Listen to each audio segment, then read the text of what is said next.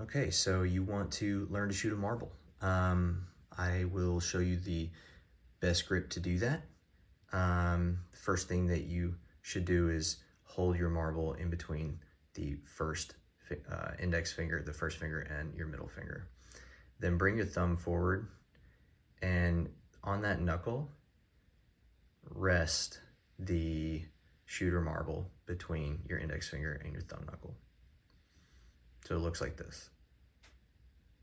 Now, what you're gonna do is bring your middle finger forward and cover your thumb nail. By doing this, you're creating the trigger. So when you release, you put pressure on your thumb and bring it out from behind your middle finger, and the marble, the shooter, is going to roll off of the index finger and create the spin that you're probably looking for. So here's what that looks like.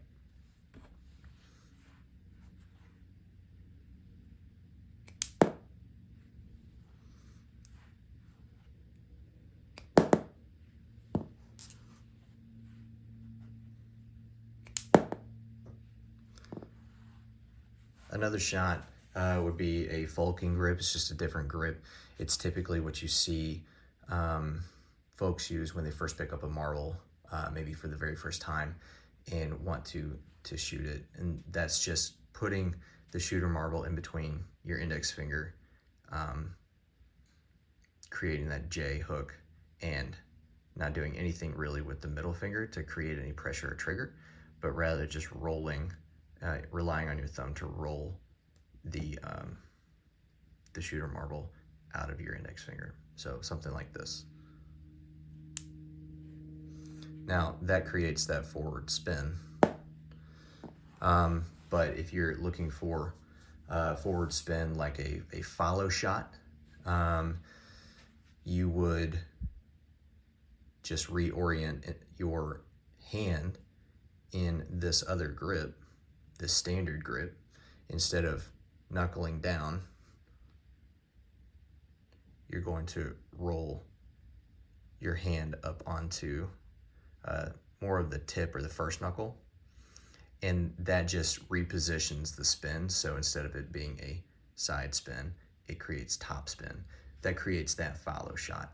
What I mean by a follow shot is when it strikes the target, it will continue to spin forward. Sometimes that's helpful and useful, sometimes it's not. It depends on the game that you're playing.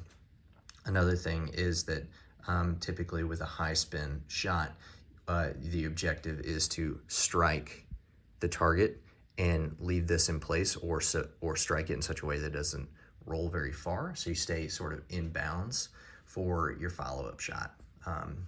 That's common with a lot of games, like ringer, knockout, but in other games maybe you do want a follow shot. So here again is maybe what a follow shot looks like, or at least I'll try it, we'll see.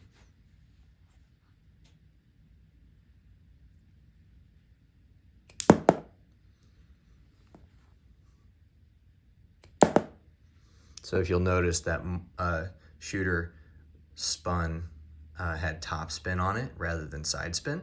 And so if we were shooting a long distance where we needed this target marble to continue, we would do that. Here's another example of the side spin.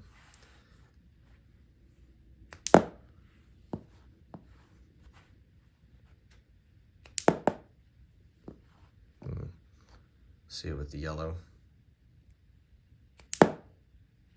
If you'll notice, when it strikes, it stays relatively in place.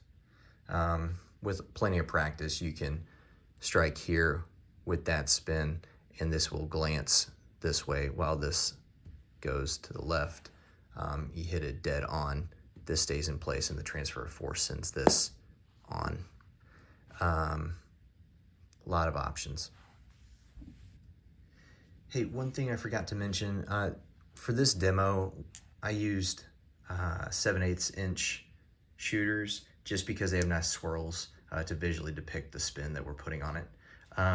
Ordinarily, I would be using a 19 millimeter or a 3/4 inch shooter rather than a 22 mil or a 7/8 inch shooter.